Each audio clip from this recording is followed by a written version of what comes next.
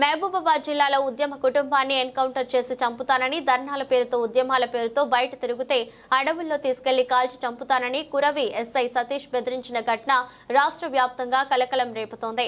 LHPS రాష్ట్ర అధ్యక్షులుగా పనిచేస్తున్న గూగులోతు భీమా నాయక్ గత 28 సంవత్సరాల నుండి సుదీర్ఘ వామపక్ష భావజాలంతో ఉద్యమం చేస్తూ తమ ఉద్యమం చేయడమే కాకుండా కుటుంబాన్ని సైతం ఉద్యమాల్లో ఉంచి కొడుకులను విద్యార్థి ఉద్యమంలో చురుగ్గా పనిచేస్తున్నారు.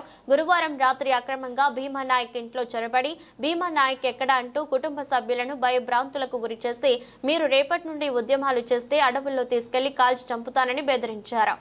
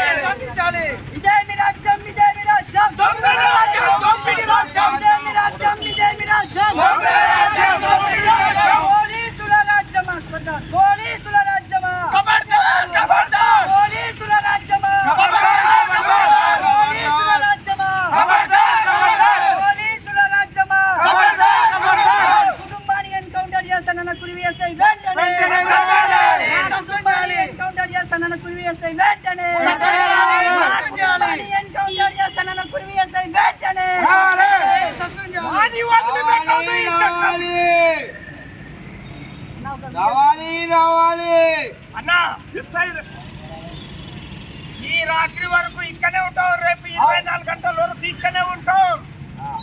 వాస్తవాలు విలేకరులో నువ్వు కొట్టి వచ్చిండు, నేను నిన్న కాక మొన్న ఒక గిరిజనుడికి ఒక పెద్ద మనిషికి మాట్లాడకపోతే ఏం ఇరిగింది? ఎస్పీ గారు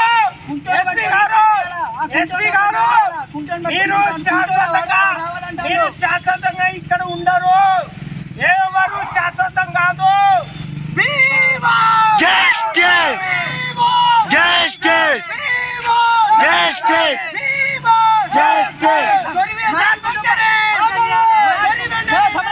మా కుటుంబాన్ని ఎన్కౌంటర్ చేస్తానన్న కురివేసే వెంటనే, కుటుంబాన్ని ఎన్కౌంటర్ చేస్తానన్న కురివేసే వెంటనే, కుటుంబాన్ని ఎన్కౌంటర్ చేస్తానన్న కురివేసే వెంటనే, విచారణ జరిపించాలి, జరిపించాలి. సార్ మా కుటుంబాన్ని ఎన్కౌంటర్ చేస్తున్నారు సార్. ఈ సమాజంలో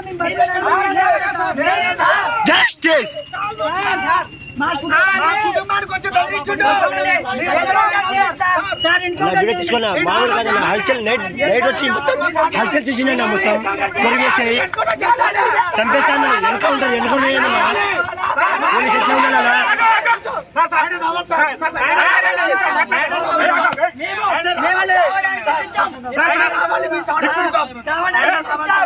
అదే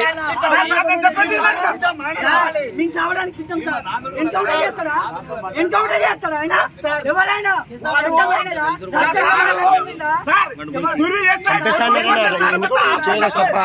ఒక విలేకరు కొట్టిండు.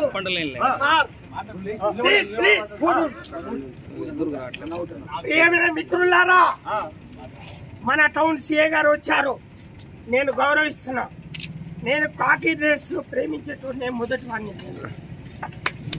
కానీ రాజ్యాంగం మీరు మమ్మల్ని బెదిరించడానికి వచ్చినారు కాదు సార్, నైట్ టైం రావడం ఏంది? పిల్లలు మేము లోపలికి వచ్చి బెదిరిస్తారా? ఇద్దరు వచ్చి నా ఇంటికి నిన్ను కూడా వదిలిపెట్టాను. కొడతా నా ఇంటికి వచ్చి నా ఇంటికి విరుద్ధంగా పనిచేస్తున్నావు. కాకి డ్రెస్ వేసుకొని చట్టానికి విరుద్ధంగా పనిచేస్తున్నావు. ఎంతమంది కొడతావు? ఎంతమంది చెప్తావు? మమ్మల్ని కేసు పెట్టాలి. కాదు సార్, నైట్ టైం రావడం ఏంది ఇంటికాడికి? ఏముంటే పొద్దున కాల్ చేయాలి, ఇప్పుడు వచ్చాడు ఇంటికాడికి. రాజ్యాంగానికి వ్యతిరేకి నువ్వు చట్టానికి थम तू एक निशा थम। अरे तू थम नहीं है। अरे कौन तब की देवा तू भले से कहाँ है? वो परा ध्यान पूछना बस आप नाइट आर कहाँ घर है? ऐसे बताओ कहाँ है? నా కేసు పెట్టాలి. నాకు నోటీస్ ఇవ్వాలి. వచ్చారు ఒక్క మిత్రుల మీద కేసు పెట్టాను. ఈ రోజు నేను పోయాను. 5 రోజులు 6 రోజుల క్రితం ఒక ఆటోను గుంజుకొచ్చాడు. ఆ ఆటోలో మూడు బస్తాల బెల్లం దొరికింది. 6 రోజులైతే 24 గంటల్లో కేసు నమోదు చేయాలి. అది చట్టం చెప్తుంది. చట్టమే మనకు బాస్, రాజ్యాంగమే మనకు బాస్.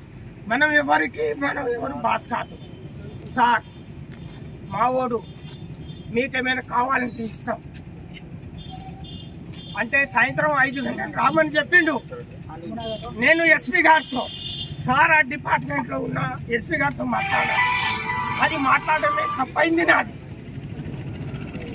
కానీ ఆటో గుంజుకొచ్చి 5-6 నెలలు అయింది. 5-6 రోజులైంది సార్. అయితే ఆయన ఏం చెప్పుకోవచ్చు అంటే అతన్ని పట్టించామంటాడు. ఆయన ఎట్లా పట్టిస్తాడు? ఆయన పట్టిస్తే శత్రువుతో జరిగిన విషయం చెప్పి వచ్చినట్టు నేను ఎస్ఐ గారితో మాట్లాడాను. సార్ ఎస్ఐ గారు, కొన్ని ఎస్ఐ గారు, మీరు రేపు ఉదయం 10 గంటల వరకు ఆ ఆటోను వదిలిపెట్టండి. మేం చెప్పినాం, మేము రాజ్యానికి వ్యతిరేకం కాదు, చట్టానికి వ్యతిరేకం కాదు. మాకు ప్రస్తుతానికి వస్తే 5,000 వచ్చింది కాదు. కానీ మేము గౌరవిస్తున్నాం.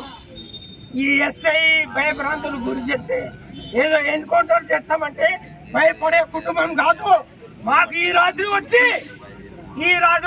లంచా కొడక ఎన్కౌంటర్ చేస్తామని చెప్పింది సార్. ఉద్యమం మొత్తం మీ కుటుంబం మొత్తం ఉద్యమం మా ఫ్యామిలీ ఉద్యమం. మా కొడుకు డిగ్రీ పాస్ అయి ఉన్నాడు. ఇప్పుడు ఎన్కౌంటర్ చేయాలి.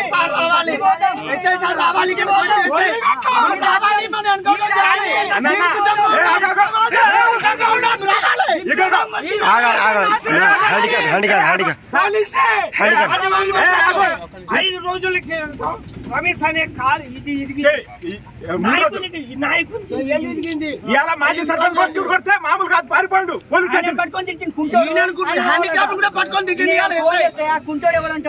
అయితే ఒకటి అన్న, ఇవాళ మట్టని చెప్పేది కురియే సైకు. నేను ఇంత గతంలో ఎఫ్ఐఆర్ కాపీ ఉంటే ఇంత ముందు మా మామయ్య కొడుకు చనిపోతే ఎఫ్ఐఆర్ కాపీలో అదే పోలీస్ స్టేషన్ గతంలో పోయినాం. అయితే మొత్తం చిట్టచో సాగుంది. వాళ్ళకి కావాల్సింది డబ్బులు ముట్టాలి. అయితే నేను ఎస్ అయితే ఒకటే చెప్పినా, ఎందుకంటే సార్ ఈ కురి వీరన్నోళ్ళు ఎట్లా ఉంటుందో అదే ఉండి పోలీస్ స్టేషన్ లో పెట్టిస్తా, మీకు కావాల్సింది డబ్బులే కదా, అన్యాయం కాదు కదా. అయితే పాపం ఆయన పాత కేసులు తీసి కొట్టుడు కొడితే ఆయన మాజీ సర్పంచ్ మా మామయ్య కొడుకు. అయితే ఆయన పోతే కొట్టుడు కొడితే అది కొట్టుడుతో ఆయన పారిపోయిండు. మొన్న ఒక పెద్ద మనిషి కొడితే ఏళ్ళు ఎరిగింది. అయితే పాత అయితే నిన్న ఇవాళ ఏమంటాను తెలుసా, మీకు కొడితే కొట్టుడు ఎట్లా ఉంటుందో చూద్దామని అన్నాడు. అది నర్సరపేట కంటే ఇది ఎట్లా ఉంటుందో చూద్దాం. అయితే ఆయన చెప్పినట్టు చెప్పినా, నా హిస్టరీ చెప్పినా, నా ఫ్యామిలీ గురించి చెప్పినా, అయినా నన్ను వచ్చి ఇప్పుడు వచ్చి అయితే సార్ చూద్దాం సార్ మా మీద త్యాగాలకు సిద్ధపడ్డాం. మీకు నెలకు ₹1,00,000 వస్తాయి, మాకు రూపాయి రాదు. మేము త్యాగాలకు సిద్ధపడ్డాం. ఈ సమాజం బతకాలి, ఈ సమాజం న్యాయంగా బతకాలి. అయితే ఇప్పుడు అన్ని పోలీస్ స్టేషన్ లో మేము ఒకటి చెప్పినాం, అమాయకుడికి సార్ కొట్టేది కాదు సార్. ఎవరు దొంగతనం ఎవరు చేస్తారో, మేము గంజాయి చేస్తాం, బేలం చేస్తాం, ఏం చేస్తాం, మా మీద కేసు పెట్టాలంటే మీకు ఎంత ఉండాలి. మేము ఏదో తప్పు చేస్తేనే మీకు కేసు పెట్టాలి. లక్ష్మణ్ రేఖ దాటి మేము పోలేము. ఏదంటే చీమా ఎట్లా పోతుందో లక్ష్మణ్ రేఖ దాటి పోలేము. రాజ్యాంగ పరంగా ఎట్లా ఉంటుందో అట్లా ఉంటుందన్ను. అయితే సార్ దగ్గర పోతే ఆయనకు మొత్తం ఎట్లా అంటే దాదాపు మా మామయ్య కొడుకు నరేష్ మాజీ సర్పంచ్, మాదాపురం విశ్వనాథ్ తండకు ఆయనకు రౌడీ సీటర్ చేయాలంటే 15 లక్షలు డిమాండ్ ఇళ్లకు 15 లక్షలు. అది కూడా అప్పుడు కూడా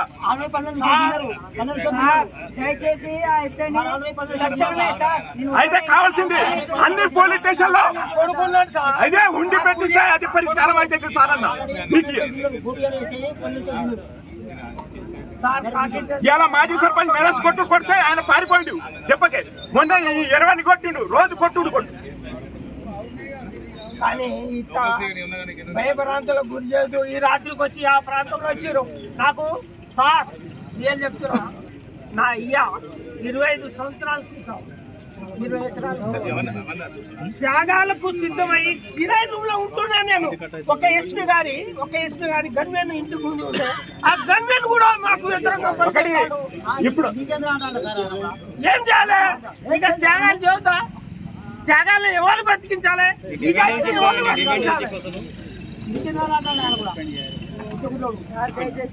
కేసు నమోదు చేయాలి సార్.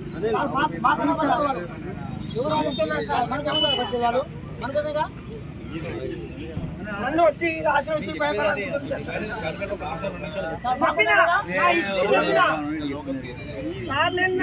చెప్పిన